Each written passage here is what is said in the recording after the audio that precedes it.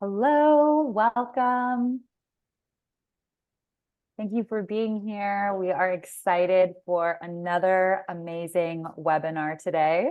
This one about financial freedom for aspiring content creators. So I've got two questions for those who are just joining. I want you to put them in the chat. The first one is, where in the world are you joining this webinar from? I know we have a global audience of remote workers, nomads, aspiring remote workers, aspiring nomads, and content creators. Tell us where you are today. And then I also want to know, what is your motivation behind becoming a content creator? Why do you want to be a content creator? If you already are a content creator, amazing.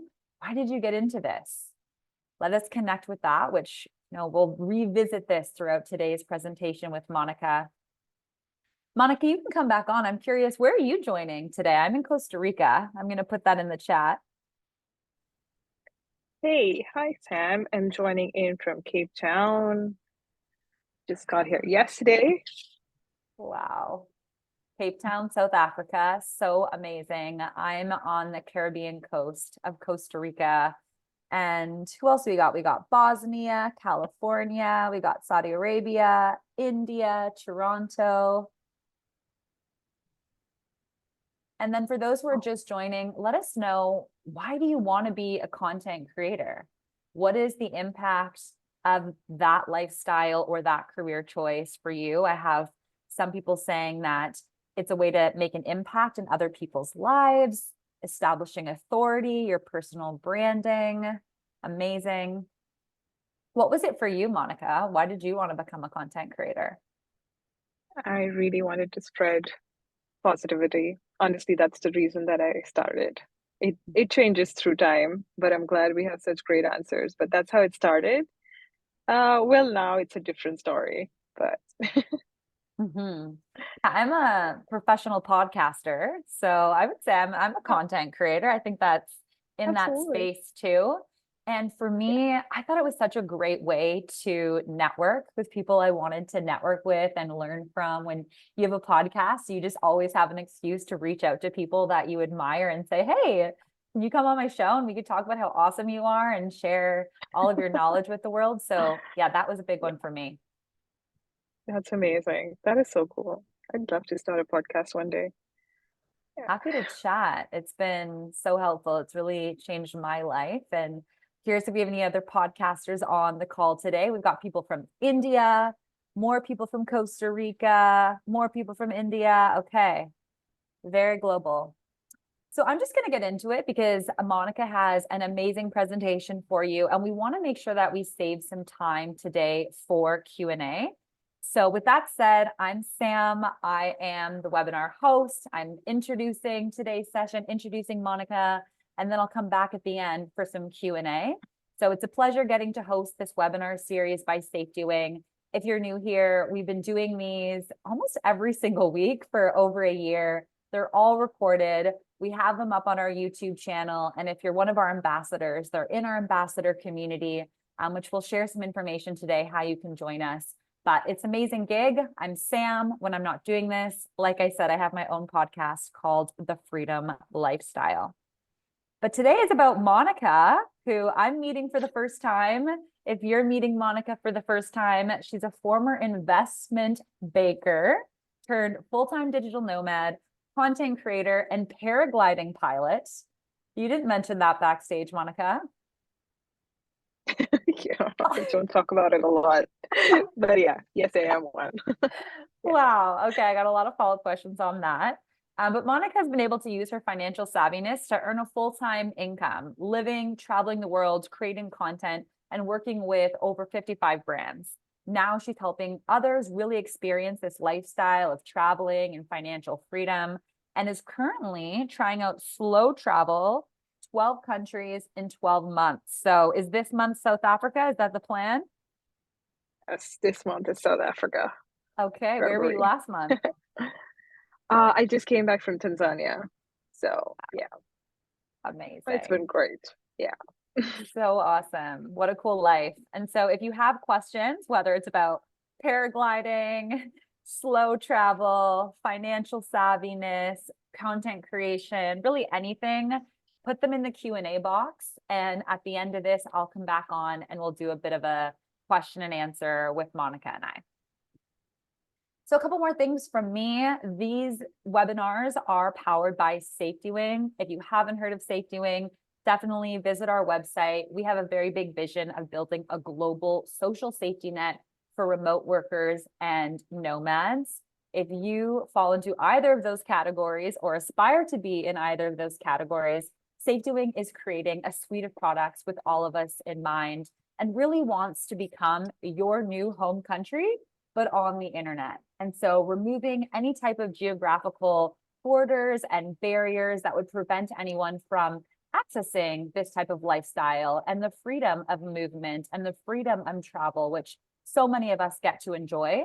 Our fastest growing product is Nomad Insurance, which is affordable health and medical coverage anytime you are traveling outside of your home country. And so we'll include some links about how you can learn more about SafetyWing and joining our tribe of ambassadors. But at this point, I'm ready to pass the mic over to you, Monika. Are you ready? Yep, all set. Amazing. Well, you're getting your slides open. Let's see who else we have here. We have someone who wants to become a freelance speaker and probably use content creation to become a speaker. Amazing. That's a great motivation. Awesome. Okay, perfect. Looks good, Monika. Over to you. Thank you so much, Sam. This was amazing. Hi, everybody. I'm so excited to be here and share everything that I have. So welcome to Financial Freedom for Aspiring Content Creators. All right, let me try and change the slide. Do we have it going next? What are we going to learn from today? So I've divided the workshop into 4 different parts. And one is the first part will just be understanding what financial freedom is, how can you define it, what are the different levels of financial freedom, how can we find it, how can we categorize it, and how can we make a living out of and keep saving money, how can we keep building wealth. And of course, I think one big reason of why people are here is to understanding how one can actually become a content creator and sustain the lifestyle while still building wealth and while still, traveling the world. You can be it is not specially for travel content creators, but any aspiring content creator in different niches. You can be into, say, lifestyle, travel, makeup, skincare, different kinds of niches that are there, but it's basically for all categories of content creators and how you can actually make a living through all of this. So, well, let's dive right into it. It is both for beginners and for advanced people. If you're starting off or if you're already into the journey, if you're at any stage of content creation, if you don't know where to get started, it is a workshop for you. You'll understand the pillars of a freedom lifestyle. And even if you are already into your content creation journey, but you're wondering on how you can keep going for it for the next 10, 15 years, then, and align different income sources, build wealth, then this workshop is also for you. Well, that's me. This is a very nice picture of mine. I mean, I really like this picture. It's from a place in the north of India. It's called Kaza. If people from India might know it, it's an offbeat destination in Spiti, and one of the most beautiful places that I've been to. Well, I started off as an investment banker, and everybody told me initially, that I have only 2 choices. One is to either become a consultant or become an investment banker, because I was doing an MBA in finance. And these were apparently my only 2 options to go ahead with life. So I listened to everybody, and then I secured a job into one of the top investment banks in the world, and I worked there for 5 years. And trust me when I say this, like every single day, I knew that I didn't want to do it. And I used to struggle with asking my boss for leaves, and it was not a lifestyle of flexibility. I earned a great paycheck. However, it was still I was still very aligned to what my bosses would say, or I was making money for other people. And while I'm very grateful for the job and it made me what I am today, and that's why I can talk about financial freedom, that knowledge for me comes from my investment banking career. It was definitely a lifestyle that I was feeling stuck at, or probably not as happy. It was definitely not something that I wanted to do for a long period of time. So 5 years later, I made the plunge and I beta tested my lifestyle when COVID hit. I think that's when it was a turning point in most of our lives. And when my company was forced to go remote, that's when I beta tested the lifestyle of being a digital nomad. And I shifted to the mountains of India. So I realized that I can work and travel both together. And 2 years since I quit my job, I saved enough money, and then I got selected for a program to travel in 12 countries through 12 different months. So it's a great program. And currently I am traveling. This is my fifth month in South Africa. I've already completed 4, and it's been great so far. Apart from this, even before, I was working and traveling in many parts of Southeast Asia, and it's been amazing. It's been a great journey from 2 years of content creation and 5 years of investment banking. And that's how I can tell you what I know today. Well, so I always like to start up with, a few things of just understanding where where our dream life actually fits in. And I feel like everybody should do this exercise. This is one exercise that I did when I started off and when I was quitting my, full-time investment banking job. And I think this exercise helped me a lot. And I want you to sit down and do it when you have time after the workshop and answer every bit of it. Like, these questions, I think, were very, very important to me. And I found that I needed to have an intersection of what I love, what I'm good at, and what pays well. And although the answers can be different for you, for me, it intersected at a situation where I wanted to travel the world, I wanted to live in different countries. I am probably good at storytelling and content creation, and it's also a lifestyle that can pay me well. And that's how the intersection came up to me as. But I did answer all of these questions, and I think it's a great concept where I think what I want you to do is imagine a perfect day in your life, as to there are no notions, there are no situations, there is nothing that's holding you back, and you have absolutely no obstacles in the way. Then what would a day in your life look like? What would your dream look like? Where do you live? Is it in Costa Rica or in Cape Town or probably in India or with your family?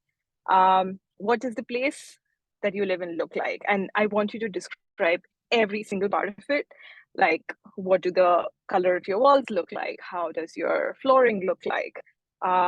What kind of view do you have? So right now I have the view of the Table Mountain right in front of me. And trust me, I did not write this when I was imagining it, but I gave a different answer.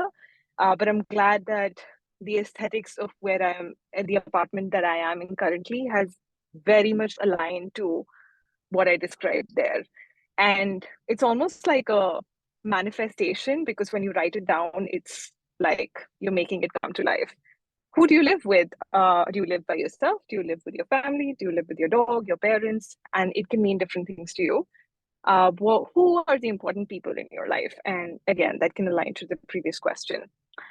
Who are these people? Whom do you want to keep talking to every day? Who are the friends that you have? Who are the 5 most important people? Because I think you're the average of the 5 people that you start living and connecting with. How much money do you make per month? And after all the personal questions, you come down to finances. $5,000, $10,000. What is the amount that you're going to be comfortable with? Um, Envision your dream day. You get up in the morning, go to the gym, you journal, or are you just starting really slow and you're starting work at 3 p.m. in the afternoon and working only for 2 hours a day? What does it actually look like for you? What does a balanced day look like for you? And compare it with your current day. So I made like 2 columns and I divided it to what my current day looks like and what I want it to be. And I gave like a strict comparison of like, what the differences are and what can I do to make those changes. Now, this is a step-by-step process, and you're not going to like make it in one single day, but they're probably like slower steps. So for example, your ideal day looks like you want to meditate for 10 minutes, but that's something that you can change maybe the very next day, but maybe the amount of money that you're making is not going to change the next day. So these are small actionable steps that you can take probably sooner or later, or in a 1 month horizon or in a 3 month horizon, to make your current day match to your dream day. And I think that's where change is instigated.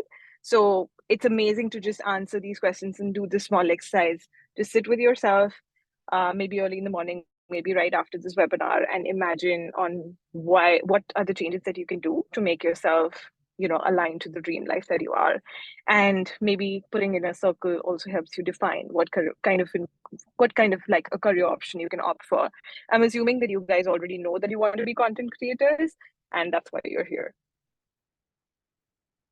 All right. Okay. And we come to the introduction of financial freedom. What does it actually mean? And I know it means different things for different people, but it honestly puts down and boils down to one single sentence where you are making money work for you and you're not working for the money. And that's extremely important.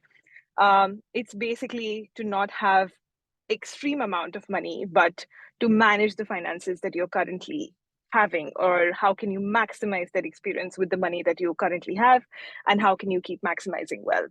So it's to, uh, you know, it's a means to make different life decisions without being overly stressed about the financial fallouts. It's where you have the money, you're earning the money, where you have the money in the bank, you have no debts, and you're still investing in your future.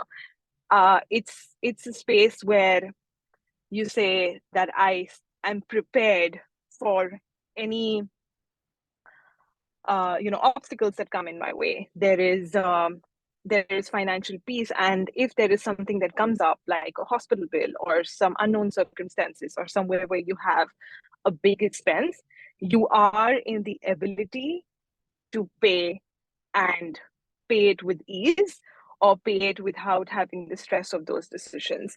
And it's all of these resources that you have to make money work for you. So I know sometimes people define financial freedom as just having like X million of dollars, but it's not, it's really, I think it's a very impractical way to live life when you're not, when you're just dreaming of a number, but you're not logically arriving to that number, if that makes sense. So I hope that that helps. And what are the different ways that we can achieve financial freedom? So I think it's always good to break it down. And when I look at a bigger problem, and sometimes, like I know a lot of people struggle with this concept of, oh, I don't have enough money. I'm working. I mean, I'm living out of like paycheck to paycheck. But when you look at a bigger problem and you break it down on what you can do, what are the things that you can achieve with it, I think that's how we can look at a better solution. So, what are the different ways that we achieve things? Um, One is to learn how to budget. And I'll come into this, like, I'll deep dive into this a little later as well on the next slide, where you can literally break down your monthly expenses, your daily budgets. I think doing daily budgeting can be extreme for certain people, but like at least doing like a monthly budget makes sense, where you have your travel, accommodation. What do your living expenses consist of? What does your financial security consist of? Do you have a PF balance, or do you have a social security that's going to come to you after a certain number of years with the job that you're doing currently? So I think accounting for all of those things just helps you understand what is the kind of budget that you need for a month, and how much is your income versus what are your expenses. Just map it out and see, does it make sense? The second one is to get debt out of your life. And this may be big. I know with the statistics, a lot of people generally are into debt. And it's, I think, very important for financial freedom to get debt out of your life, or have a sustainable way to repay the debt. And it's only when you're free of these debts, home insurance, student loans, maybe mortgage of a house, or things like that, that you can actually keep building wealth and have those investments also into place. And I think it's one of the first priorities for anybody to map out how much of those budgeted expenses go into debt. Um, and then the third one is to set financial goals. So I think for this, it also aligns with the previous slide on when you're answering the questions on how much exactly, what are the numbers that you want to have in your bank account. And a lot of people like shy away from speaking about money, but I think it's a topic to be talked about, and be extremely specific on the number that you want to have per month in your bank account. Um, Make sure that they're your own goals and it's not something unrealistic, or it's an achievable target. I know it's like, for example, you're earning like say $10,000 a month currently, but you want it to be 20,000. There is going to be like a slow pavement to when you get from 10 to 20, and it can be within 3 months or 6 months, but you need to have a plan for it. And if there's a plan, you need to be specific about the plan and make sure that it aligns to the number that you're mentioning about your financial goals. If you have a financial goal of owning a house, then in how many years do you want to own it? Where do you want to own it? What makes sense for your investment? So I think just writing down all of these specific numbers and you know investments kind of make more sense. Be smart about your career choice, and I'm going to get into is content creation the right career choice? In the next few slides, but it's definitely a smart way to go about things. It gives you flexibility. I mean, I think content creation is a way where you can balance work and life, and it depends if you want to have a lifestyle of flexibility, or it is also okay to work in a 9 to 5 or a 9 to it's never 9 to 5, but yeah, it's into a job which is privately owned or public, in whichever sector, and that's completely okay as well. uh, but I think it's smart to just rethink and reassess your career choice if it aligns to what you want to do, just to live a happy, sustainable lifestyle that also makes you money, right? I think that just makes sense. Save money for emergencies. I think having an emergency fund, regardless of having debts or mortgages, also is a very important factor. So sometimes I know I would just accept that I have done this mistake as well, where I I did not account for emergency funds before when I was paying off a debt, and that like puts you in a really really tough situation where you're not able to sustain your living expenses, and you're still drowning in debt. So people make your way through it, but then I think saving and having an emergency fund for things that come up is extremely important. So you have to account for your debts or your financial goals and still have an emergency fund. So I think that's really important. Plan for big purchases. And I think doing a forecasting model, there are a lot of calculators online which helps you do a forecasting model with your current income. How much can you keep going and when can you plan for big purchases? So that's very important to have into consideration. Invest in your retirement future. I'm going to come to that into what's the crux, the second part of the slide, and look for ways to save money. Now, it's not to sound frugal, but I think it's very important to have into consideration on where your expenses are going right now and how much do you need. I'm also a big promoter of the minimalist lifestyle after I've turned a content creator and a digital nomad, where I have discarded, like I own like 37 to 40 boxes of stuff, and right now I live in one suitcase, and that is enough for me. Like it is, trust me when I say this, that one suitcase is enough for me to sustain my lifestyle. And I'm not telling you to live out of a suitcase, but I'm just asking you to reassess and look around you. Are these things that you actually need? Because all of those things were equal to money, and all of that money was equal to time. So it's important that you ask yourself, do you need all of those subscriptions? Do you need, uh, you know, a big flower vase from some part of the world? Or is there another way to do an experience that you are doing? Is there a local way to do it? Is there a different, a cheaper way to do this experience? Uh, is it necessary to go out into a bar and, spend those 5,000 6,000 rupees instead of drinking at home? So I think these are questions that, and again, it's not to sound frugal, but just to reassess, if, and those, like, tens and like $1,000 $2,000 add up to a lot eventually in the whole year. And that's when the number becomes big, that's when you understand that, oh, this was all that money that could have gone into, like, paying a debt, or investment that brings in more money. So it's just to looking for smarter ways to save money. Live below your means. And by this, again, I don't mean to live in frugality, but in a way where you understand that your living expenses should be way lesser than your income. And there is a point where you will have to invest your income. And the more you invest or the more you save, the better money it brings in. Get the right insurance in place. And I think this is also very important, to save up on a lot of major expenses or, uncertain circumstances that come up.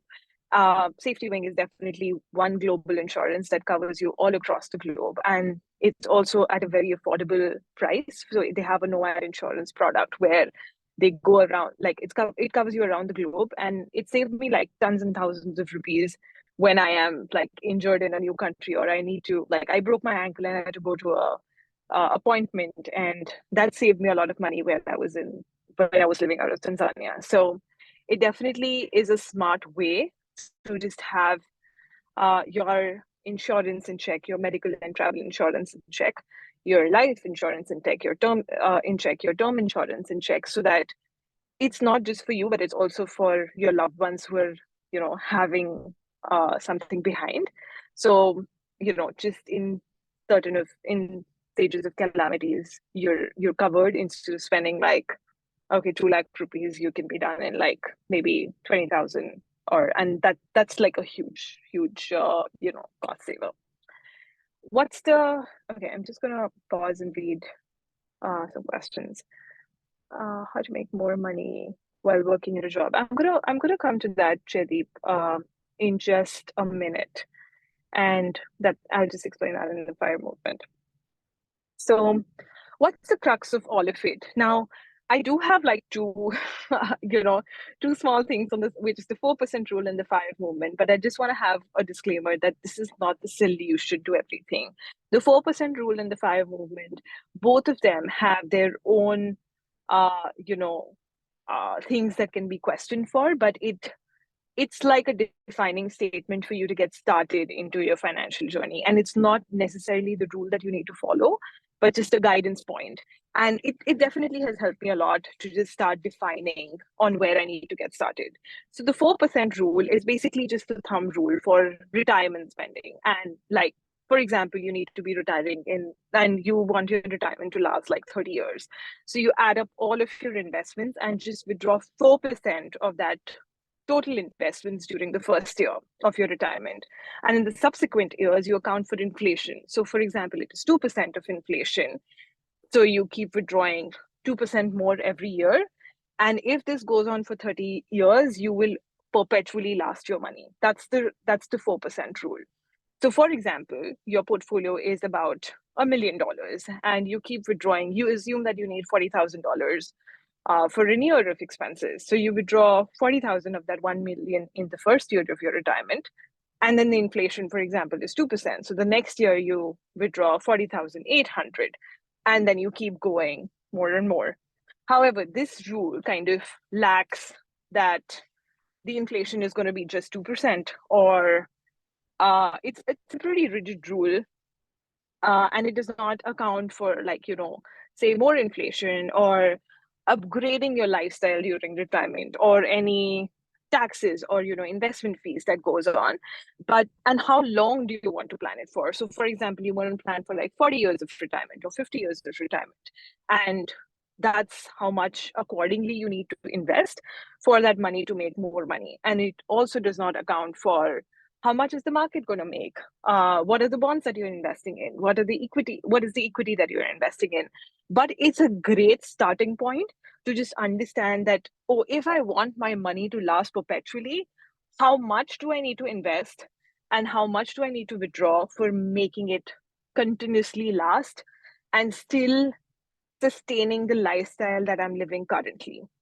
So I think it's a great question to ask yourself and break it down into, oh, this is the amount of money that I need. So you're doing a job of like, say, $120,000, and how much are you saving from that? How much that in a year, how much are you investing from it, and how much is it going to last you? How much is it going to build for you in the next 20 years, 30 years? So it's a great starting point. Next, coming to the FIRE movement, and I think that's to answer Jaydeep's question as well. So the FIRE movement is basically financial independence and retire early. Now, a lot of people like millennials, primarily, I'm a millennial. So yeah, we do consider, and we have to, I would say that we all want to retire early and nobody probably wants to keep working. I think it's going to be a great life if money keeps making more money. So that's great. But the FIRE movement is definitely like, it's a program or a movement dedicated to extreme savings and investment that aims you to retire early.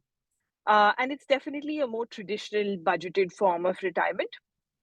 And it can lead to frugal or extreme ways of savings and investments. And this talks about, like, say, 70% of savings and very, very small withdrawals. So I think millennials would say that if your savings reach 30 times your current yearly expenses, that's when you can quit your job and retire, because you know that that money is going to keep making you money. And or say, like, you have $1 million, like roughly like 30 times yearly expenses of $1 million, that's when you can retire. But again, it's not a rule of thumb, and it can be tweaked around the lifestyle that you're living. It can be tweaked around to what suits you personally. But the idea is to maximize your income and minimize your expenses. And I think one of the biggest um, movements of FIRE is also to start a side hustle or to make a side income business. And that's what answers to your question, Jaydeep, on how you can make more money while still sustaining your job. So that's something how I started. So when I was into investment banking, I still was creating content, and I knew that when it became big, so I did content creation with investment banking for about a year and a half, or maybe actually even 2 years. When I knew that, okay, now it's become at a level where I can scale it up, that's when I quit and then moved to this. So it definitely happens where your side hustle becomes bigger, and it probably will give you even more money than your current job. That's what happened with me, and that's when I thought that I should focus on this business. And it was getting difficult to manage both. But if it's a slow scalable pace and if you run it at an auto mode, then it's definitely possible to create side income and side hustles, or like a small business that you're investing in. Or probably, I think angel investing is also, or investing in a smarter equity is also a great way to have more money with your job. So yeah, that's a little bit on how you can find ways to achieve financial freedom. This is just I put in a slide to just kind of break it down, and this is honestly very personal to me as well, because this is the way I categorize my expenses. I know how I'm going to be spending on accommodation. So where are you living? If you're living with your parents, then it's probably no accommodation expense. But if you have a rental, then it's going to be more, and you're going to have, like, a certain set amount of rental, or you're paying EMI for the house that you bought. So what is the accommodation expense? Food. Now, I know I was listening to a podcast, and honestly, people who promote the FIRE movement talk about $2 per person per meal. That's how much your food expenses should actually be. And that's you know, some people can argue that it can be a frugal way of living, but that's the ideal amount that one should spend over food expenses. And it is possible if there is planning involved, or there is an idea involved on how much can, how can you sustain this. And of course we all eat out once in a while, and it balances through. But uh, I've been traveling from over, continuously from the past 5 months now, and I do eat out a lot, but I also balance it with cooking a lot at my apartment. So I always make breakfast. I don't think from the past 6 months I've ever ordered breakfast. I do eat out sometimes, but I make sure that I don't order more than, like, I would order a drink only once in a while, or I wouldn't order a second drink. And these things can get overboard, and they add up to a lot. And um, again, it's just a cautious choice that you want to make. And it's a choice if you want to drink at home, or if you want to just go to a bar and, like, spend some money. But it can be controlled, and if it is thought through. Um, Travel, so your flight tickets, your accommodation rentals, if you're living, so I slow travel across the world, and my accommodation rentals are usually for a month. So that also adds up to, like, my expenses. Insurance. So for me, I use SafetyWing, and that just covers me everywhere. So it's a great product where it covers me for a very affordable cost around globally, and it just helps me through to, be safe. And, like, I'm basically not stressing out if I am catching malaria, or, like, having a mosquito bite, or, like, getting stung by a jellyfish, or, like, really, like, hiking and breaking my leg. So it just helps a lot in covering a lot of cost. Visas. Honestly, I cannot do much about this, and I'll be honest. I spend a lot on visas. I have an Indian passport, so I have to apply for visas, and this is something that uh, no matter whatever I try, this is like a fixed cost for me. So I account it in my expenses, and it's just important to account it if you cannot do anything about it. And flights and housekeeping, like, what is your daily activities? Do you pay the maid? Do you pay somebody to come clean your house? Is there something that you can maybe remove from it? I think a big expenses for a lot of people is also subscriptions. And really, I think it's a huge assessment to just see if you're listening to, like, three audible storytelling um, applications. And I did have like subscriptions to, like, these three audiobook apps, and I'm like, I don't even use them. So it's important to just go back and check, are you still using these applications? Do we still need them? Do you still need, like, an application that you downloaded for video editing? Are you still using it? Is still in trend? If you're still paying for it, then I think it's time that you cancel it, and just, like, go back and see, is there another application that gives you the same amount of effort, like, the same amount of features as to a paid one. So that's yeah, catering is, I mean, a great exercise to do as well. All right, these are just the levels of financial freedom where you have some clarity. I think just identifying where you are financially makes a lot of sense. You get to self-sufficiency, and then having a little bit of breathing room, stability, and then you come to flexibility, where you have, like, at least 2 years of expenses saved, financial independence, and finally abundant wealth. Now, this takes time to go through, but I think the whole crux of the slide is to have very realistic targets in mind, and identify which stage you are at, and know that it's a journey where you have to go through, and then you can climb up that ladder. All right, we are at content creation. I'm sorry, I'm just pausing to read the questions.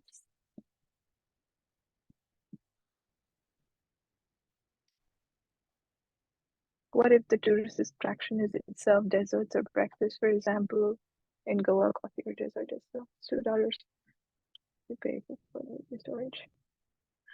Well, uh, so Goa coffee and dessert itself is $2. I understand, and for the coffee, I would definitely I brew my own coffee, and it's a realization that I had. So I mean, it sounds cliche, but yeah, I don't really. I would pray for a Starbucks only if I'm really exhausted and working out of there the whole day. But maybe Starbucks in India is way cheaper than what it is in Singapore. But it's very rarely that I would actually go and order at a Starbucks. But like if you make your own coffee, it's probably going to be cheaper. Um, and if the tourist attraction is dessert or breakfast, it's a choice that you're making, and it's fine to go to a tourist attraction which has desserts or breakfast if that's an experience that you really want. But if you feel like it's something that you can find an alternative for, then it's just to make that choice if you really want an alternate for that or not. Do I pay for photo or video storage? Yes, I do. Actually, I do have an Apple storage, which is the basic program, and that's because I am a content creator. It is like investing into my business. But I think I just pay for the 2 TB and not the 6 TB, which is just like it keeps going on. But what I do to make sure that it's just all backed up and I don't need to keep increasing my storage space, to just be cautious about the amount that I'm spending to Apple. Is the program that you're on the ambassador program? I do have an affiliate with the ambassador program, but you still pay for the insurance. And yeah, there's a link that I think Carlota has shared and you can sign up with that to get your travel insurance with SafetyWing. I hope that answers your question. All right, so being a content creator, well, now I'm coming to this part to just help you understand how this journey or this profession can actually lead you to financial freedom. And let's start with how you can, because I'm believing that there are aspiring content creators here. So how can you get started? The first one is actually finding your niche, and it's very important to bottle down to what you're talking about on social media. And because you're going to be everywhere, you're being a content creator today is like no joke. You're probably going to be omnipresent on like LinkedIn, Instagram, Facebook, TikTok, all the other social media, YouTube, all the other social media channels. And at a point, it will get pressurizing to be on all of the social media channels, even if you start with one. So it's great to start with one and to find one single niche, boil it down, and identify what you need to be talking about. So your niche should be personal. It should be what you're good at. It should be relatable to you. It should be authentic to you. And I think one big question to ask yourself is, are you actually solving a problem? So, and of course, you can compare it to compare it with the market. And for example, I think like a niche would be within the travel space would be just motor vlogging or sustainable travel. So I know, for example, Shivya is like a great content creator, and I would say if you see her numbers, it's not drastically growing, but she's known for her sustainable travel niche. Motor vlogging is something that very specific content creators do. Informative content is, certain content creators are just known for like providing information. For me, I started my page for just understanding and like for just spreading positive travel. And it was something very personal to me. When it later became a mix of informative travel, because I saw that people were asking me these questions. So I now create a lot of relatable content, a lot of positive impact content, and a lot of experiences content where you can do things in different countries and slow travel, being a digital nomad. I talk a lot about digital nomadism because I feel like my audience is in a lot in Asia, and I feel like that message is something where I want to pass on into my country. You can test your ideas. So when you're starting off, I think one big thing where people stop is that I don't know what people are going to think about me, and let me tell you that nobody's watching you in the start. So it's actually true where when you start creating content, very few people are watching you. And it's only when you keep repeating that process will you know what are people looking out for. And Are they reaching out to you for the questions that you want to answer? So it's important to keep creating and test your ideas and keep reassessing with the feedback that you're getting from your audience. And that's when you decide that, oh, this is what your niche is. And it's okay to change your niche through the way, boil it down, broaden it, and see what works best for you. Your content can be engaging. So I do have a few examples of this, but I'm just going to be mindful of the time and make sure that we cover everything. So your content can be engaging, where you have, like, in the first 3 seconds, 5 different transitions pop in, and that's when it becomes like a very engaging hook. Now you can have the engagement with either the hook with voiceover, or you can have the hook with like 100 transitions coming through. It depends on what you want to create. Your content can also be engaging via the script. I think comedy content creators do really well that way because their content is constantly engaging. It's funny, people keep liking it. It keeps them entertained. What is relatable or inspiring? Is your story as relatable to your audience? So for me, relatable content is long distance marriage. So a lot of people relate to that, and I didn't know about it till the time I created a reel about long distance marriage, that there are so many people who are doing it and they really believe and relate to my story. So that's relatable content when you're extremely authentic and you're sharing your story out there. And everybody has a story. I'm sure you have a story of your own, and it just needs to be out there for people to relate to it. What's the shareable content? So basically, it's probably information. Save worthy and shareable content. It's like, so memes are shareable, right? Like, you can just keep looking. So when you scroll on reels on Instagram, you already identify the content that you're sharing with your best friend or your partner. And what is that content that you're sharing? It's either relatable, or it's some information, or it's a place that you want to go to, or it's something that has inspired you, or you want to inspire somebody else. That's when you share that content. You save the content when you want to go back and look at that information. So every piece of content that you create, you need to question yourself on why you're creating it. Is it shareable? Is it informative? Is it save worthy? Or people are just going to like it and leave it? So of course, the Instagram algorithm promotes more saves and shares, and that's when you get the maximum engagement out of it. What is the purpose of your content? I think this is also something that you need to answer, and it can be different for everybody. All right. Well, the truth of content creation is that this is harsh, but it is cyclical. You will always see a cycle in your content where it will dip down and it will go up. I think one great hack is, and this is tried and tested, when you know that one of your content piece has gotten viral, you keep creating content like that continuously. So one reel has gone viral, the next 3 or 4 reels should be similar to that content piece. And that's when you will boost your page a lot, and it goes up a lot. But you will also see a dip down. And that's with every creator, with every single creator. It's going to be a cycle, and there are going to be high points and low points. It is always driven by data.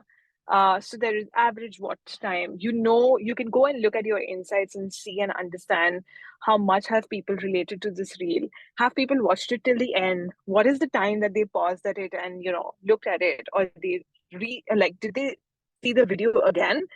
So how many number of plays does it have? How many views does it have? All of this is driven by numbers. It's all data where you can actually identify what is working and what is not.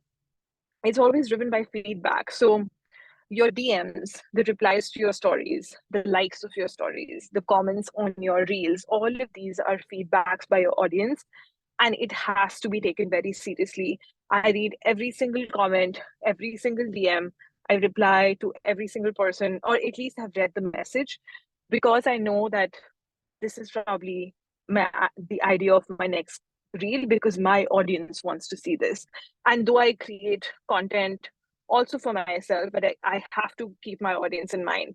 And I think the way that I balance it is, for every 4 pieces of content that I create for my audience, I will create one for myself. And with that one piece of content that I create for myself, I don't care on how many views are coming, what is the shareable content, what is the saving category of it. It's something that I'm creating for me, and it is for my own sanity, because content creation it can take a toll on you.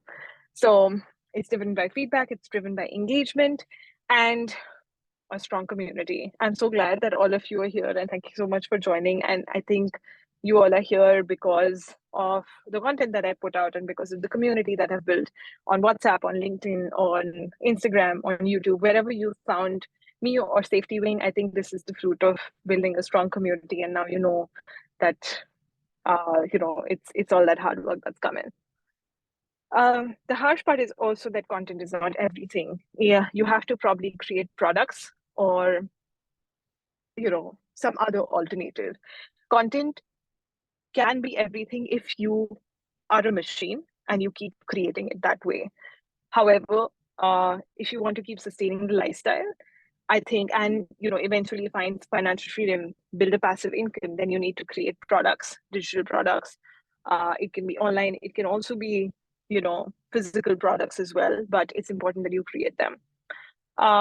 You have to build other streams of income, and a strong team goes a long way. So I did struggle with this for a long time. I still have a very small team, but at least with the efficiency with how they manage while I'm traveling the world has helped me a lot and has boosted, a lot more into where my business is right now, and becoming a content machine. So I think this is like a big thing on how do I post reels every day? How do I be active on Instagram every day? How do I, put shots every day? And for that, you need to create a mechanism. You need to create a machine where you just I think practically impossible to just keep bombarding ideas and keep going that way.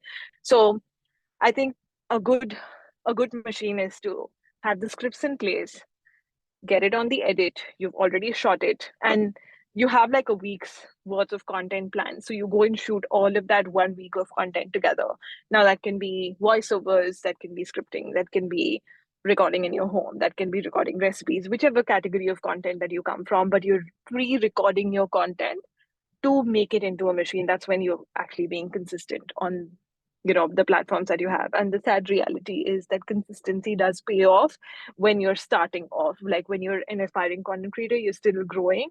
Consistency is something that you have to keep in mind.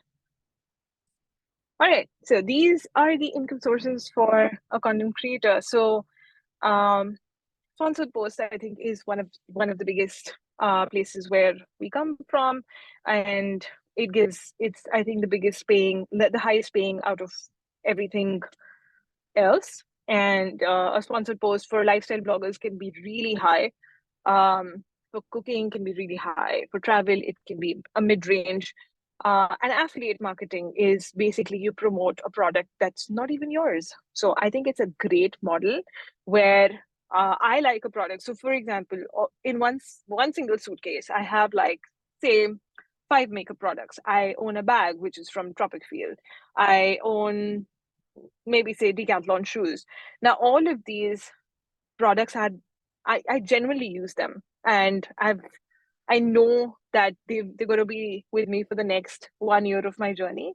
And because I use them so dedicatedly, it is really not like it. I think it's very ethical to promote these products and tell that, hey, this is a great recommendation that I have. This is a great bag that I purchased. This is an amazing insurance that I have. SafetyWing covers me across the globe, and this is an affiliate program that this is basically the link that you can sign up for, and you get a discount from it. So you get a discount, and there is no extra cost for you. In fact, you get a lesser, like you buy the product at a lesser cost, but then the content creator gets a small commission or a kickback from it. There is high ticket affiliate marketing where um, you have like really high commissions out, say like 50%, 70% as well. But usually commissions lie about like 30 to 40%. And it's a great model if you automate it. I think one great affiliate program, SafetyWing offers, and you can become an ambassador for them and promote their insurance, which is great. I've been promoting SafetyWing from a long time because that's an insurance that I use, and all the other travel products that I use as well. You can find them all on my Amazon store, and it's a great way of passive income. Licensing is when you use the product and For example, if I promote, say, sky bags, I click a picture with sky bags, and then they use it on their, socials. That's when you can charge them for the content that is going through. UGC travel content. UGC content is basically when you create content for brands and you don't post it on yours, but you're primarily creating it for that brand, and then they create, say, an advertisement out of it, or content out of it. I think which is a great source of income. UGC content pays really well. Travel trips and group travel is a way it is a great way for travel content creators. One, because you get to travel, and also you get commissions out of the group tours that you're getting through. Ebooks and travel product ebooks, courses, and digital products. I think all of them come into one single category where you can build your digital products and sell them online. You can also get into merchandise, physical products, things like that, and promote your brand at a bigger scale. Those also come into picture, and they're great profits. So all of these, like ebooks, courses, digital products, you have to create these products once, and then they keep selling again and again. So it's one time of hard work and investment in time, but it gives you benefits, for a long term, and you can keep updating these courses, keep updating these ebooks, which is amazing. Right. All right. So we're here to negotiating with brands. Well, the main key point, I think we just have like 5 or 6 minutes left. So I'm gonna go through. So I think going to negotiating with brands is how do you actually charge for your value? And I think the biggest answer is to understand what the pain point of the brand is. What does the brand actually want? Do they want content? Do they want more customers? Do they want more audience? Or do they want awareness? What is it exactly that they want? And it's always good to ask them what they're looking for, and you provide an answer for it. This is something that I've been doing very recently from the past 4 or 5 months, and I feel like that it's worked amazing for me to understand what is the what does the brand actually need, and then you customize your services as per what they require. And how do you make it happen? You build a great portfolio and a great media kit. You ignite collaborations for higher numbers. And what do I mean by igniting collaborations is because, so for example, I create travel content and I want to ignite a skincare collaboration. So if I'm not getting paid for a collaboration, you create a content that will ignite a collaboration. So for example, I'm doing a video on morning skincare routine, if I want to partner with a skincare brand. So even though I'm not getting paid, but I'm still promoting a product that I genuinely use. That leads to affiliate marketing. It leads to people recognizing that, oh, I can create content like that. And that's how. So if you want to ignite an electronic collaboration, then that's the kind of content that you will have to create to just sustain and make brands aware that yes, this is something that you can create. And how can you be financially free with all of this? I think this is just by traveling smarter and just being extremely smart about the expenses on your business. So it is important to invest in your business, but not too soon. I always say this because you have to be strong with the idea of your business first, and then build your team. So if you don't know how to edit a video, or if you don't know how to add captions into it, or if you don't have enough ideas, then you cannot hire a team and you cannot tell them that this is what I want, because you don't know what you want. It's when you've done it consistently for 6-7 months, or you know exactly what you want at what stage, is when you can hire your team and invest in your business and then go forward with it. So master the art first and then delegate later. Travel on a budget. There are a lot of ways to actually travel on a budget. This is particularly for travel content creators, but there are a lot of volunteering opportunities, collaborations. I think collaborations is a great way to just keep moving forward.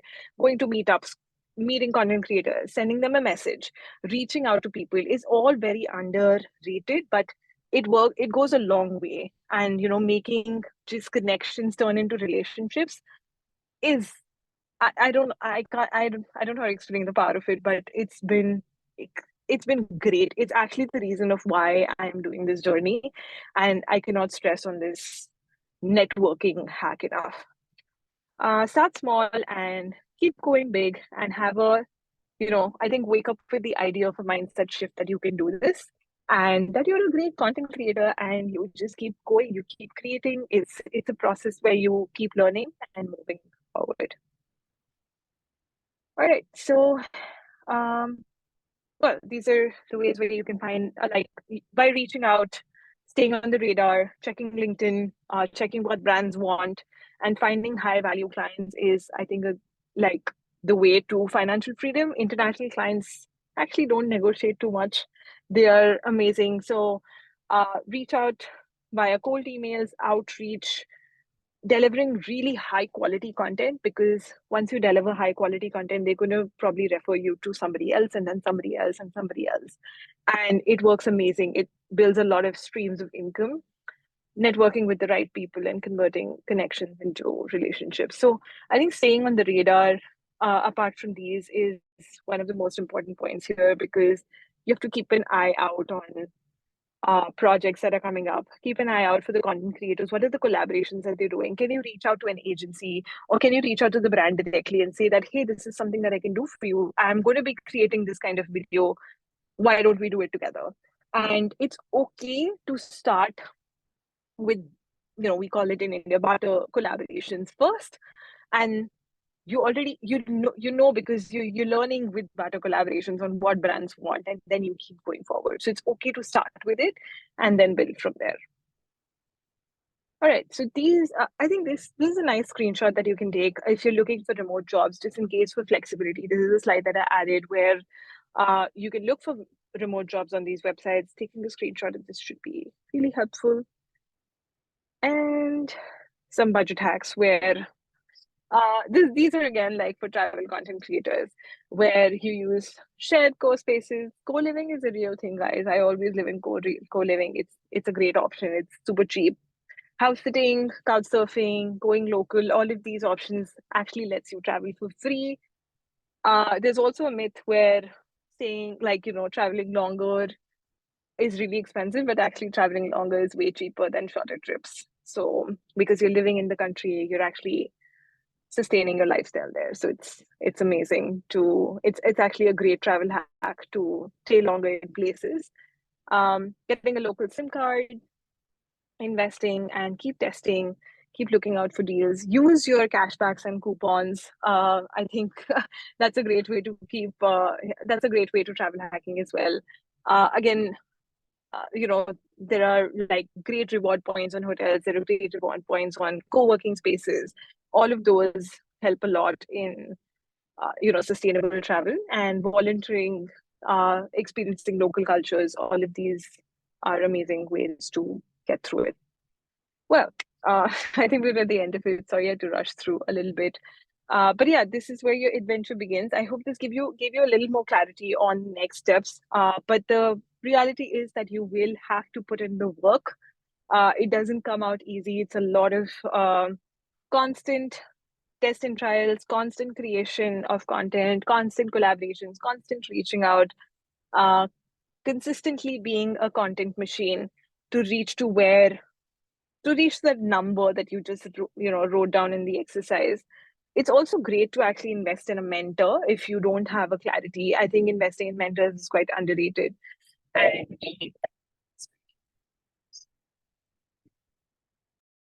sorry, I think I kind of lost connection, but hang on. You're still good. Okay, cool.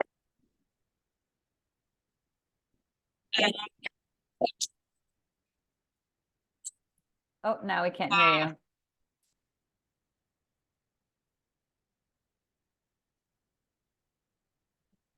For those who have asked, yeah, that's better. For those who've been asking questions about the recording and the slides, I know there was lots of information. We have this all recorded. It is going to be sent out. It is going to be in our YouTube channel. And will we also get the slides from you, Monika?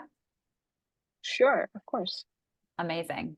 Okay, perfect. Did you have anything else you wanted to share? Should we end with a couple questions? Yeah, sure. I think this is pretty much it. And well, yeah, that's amazing. I think that's a wrap, and we can take up questions. It's just a lot of work. That's what I wanted to end with. Consistently working and making it happen for yourself. Amazing. Let's Thank you see so questions. much. So much information there. Do you need a sip of water? Yeah, sure. Okay. I know we're over, so we'll just take like a couple quick questions. There's a lot of information shared in here, so I'm sure a lot of it was answered, but let's just come to a few that we just received. So one is about technology that you use, any type of like gadgets or software you recommend while you're traveling that you just want to call out. Well, for content creation, honestly, I just use my iPhone, and for the longest time, I've used my iPhone. I know it's a big myth that you have to invest in a lot of cameras and gears. I do create content for another organization for which I have a camera via the organization, and it's not mine. So I've never invested for my own content except in a great iPhone, and that works well. And what about For apps? applications. Yeah, Mhm. so I primarily use InShot, CapCut, Captions, and VN Editor. Those are the four applications that I use for editing my videos. And I edit my videos myself. I sometimes have a video editor to just sometimes like just like for a couple of videos where I hire a video editor to just add in few transitions if I do not have the time to edit. So yeah, those work great. Amazing. Perfect. And then a couple questions people had around just the idea of mentors, master classes. So Yeah. clarification, by mentor, do you mean buying something like a content creation course? Could that be like a master class? What do you advise in terms of that? And then we'll end there. Yeah, sure. I think investing in a content creation course is a great idea, but I think what I meant by that is honestly having like a one-on-one session with a mentor. So for example, like I don't know anything about podcasts, and if I listen from, the OGs or people who've been successful in the industry, it gives me a way more clarity and way more perspective in what I can do next and more actionable steps on what I can do. So just having, I think, investing in master classes is great, but having like private sessions with people is has a way bigger insight in terms of what you can do. Yeah. Amazing. I agree. Well, thank you so much, Monica, and everybody for being so engaged. Like I said, we've got this recorded. The slides will be going out. So we'll send that out to you. And we hope to see you at the next one. Thank you so much, everyone. Thank you. Thank you.